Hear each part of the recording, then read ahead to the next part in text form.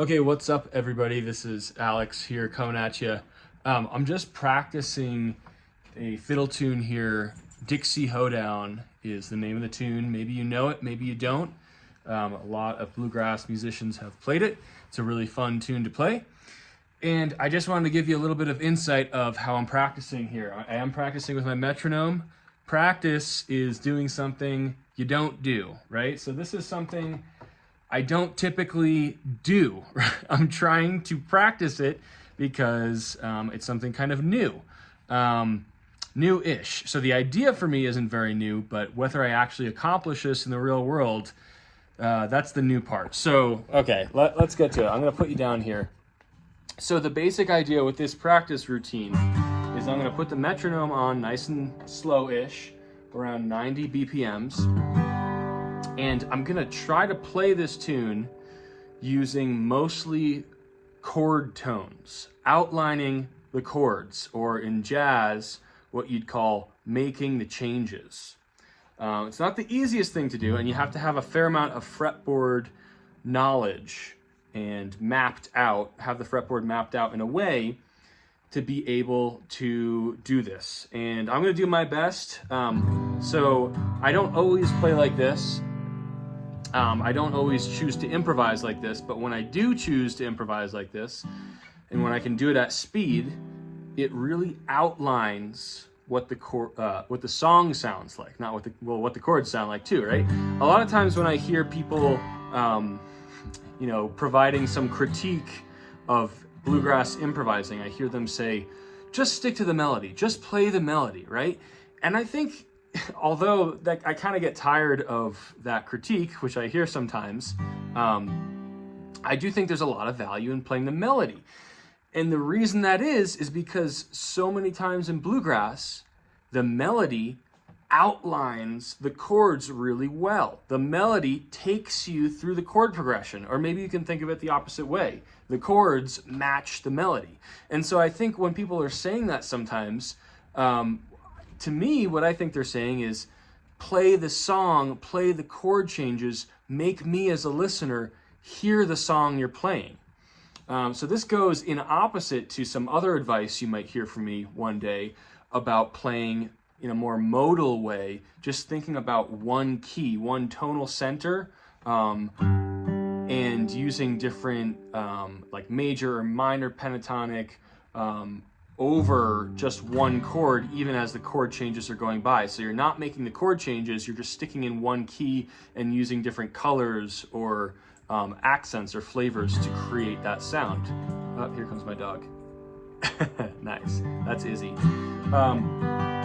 So, I don't think that's a bad piece of advice, playing the melody. And I think the deeper thing underlying folks who are saying play the melody is play the song, play how the song sounds, outline the chords. So we're gonna try to do that. So Dixie Hoedown, let me run you through this tune. Let me crank this thing up here. Dixie Hoedown, A, A, B, B. We're gonna play in the key of G. It gets played in the key of A a lot, but let me walk you through the chords so you can hear it first, and I'll play the melody once. Here we go. So here are the chords. So 1, 4, 1, 5, 1, 4, 1, 5, 1, 1, 4, 1, 5, 1, 4, 1, 5, 1. Okay, B part. 1, minor 3, minor 2, 1, 5. Sometimes people argue with you about the chord changes in the B part, right? Here, I'll do it again. 1, minor 3. I like the minor 2 there. 1, 5. Instead of the minor 2, sometimes people play a 4. Okay, here's the melody.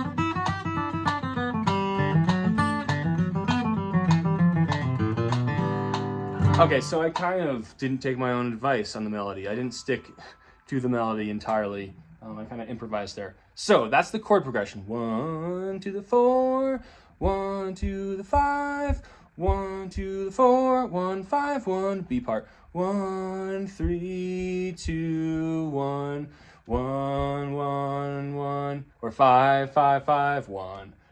So, okay, enough of that.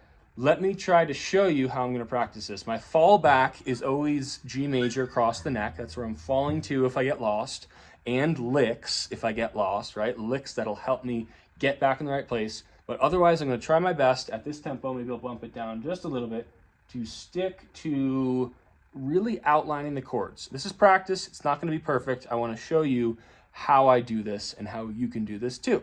All right. 1, 2, 1, 2, improvise.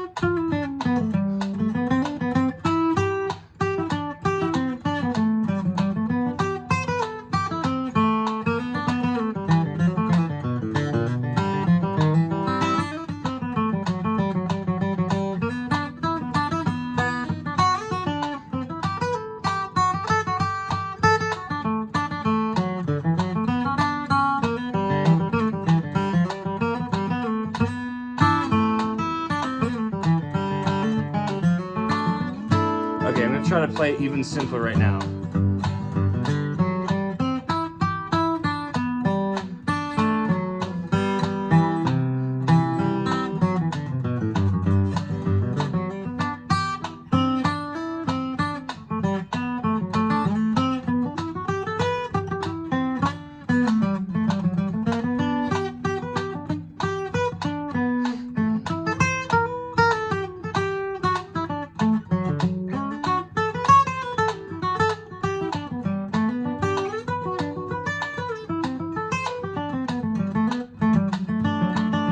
Try to simplify it even more.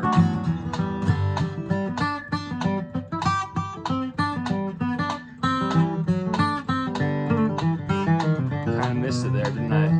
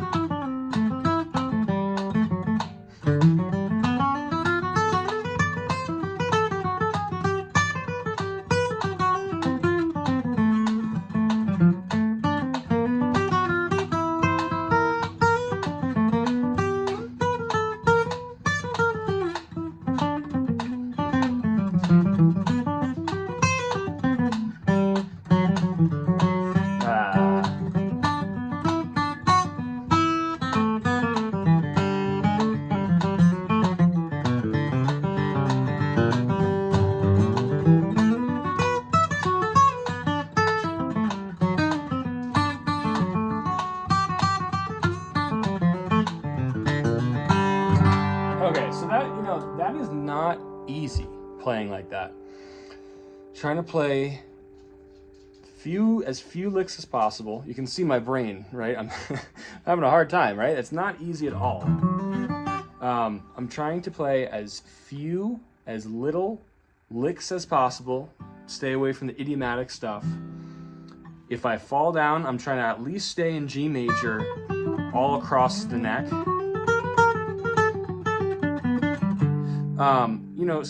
Doing this with a metronome is really, really difficult and makes you think on your toes, which is exactly what you're going to do in the real world, right? So this is simulating the real world, even if I'm not going to play like this in the real world. Another way to do this would just be out of time.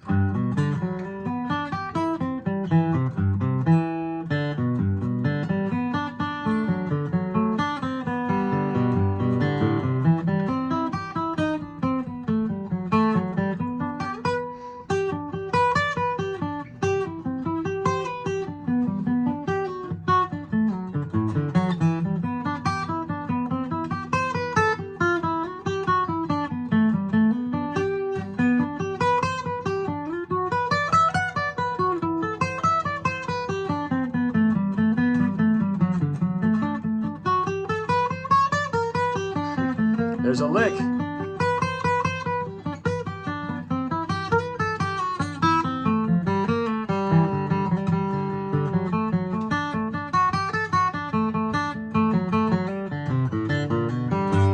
Right, so that's all across the neck. Just try it in different zones too, right?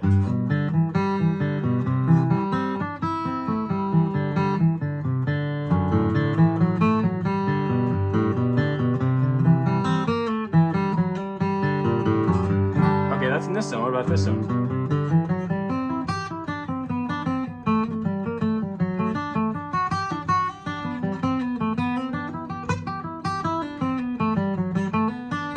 Okay, what about this?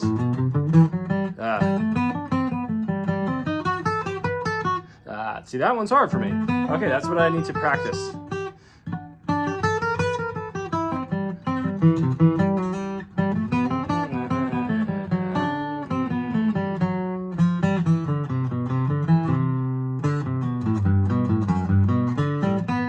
Okay, but you see what I'm saying, right?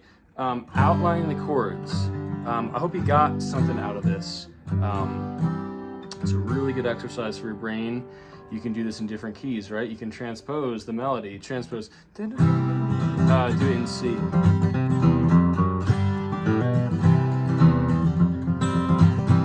Right.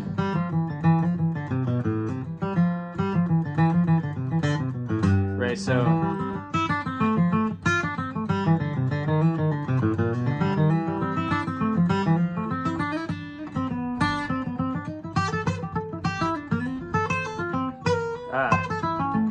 Right, but you see what I'm saying, right? C to the F, to C to the G. So anyway, that's just a thought and idea to figure out how to practice.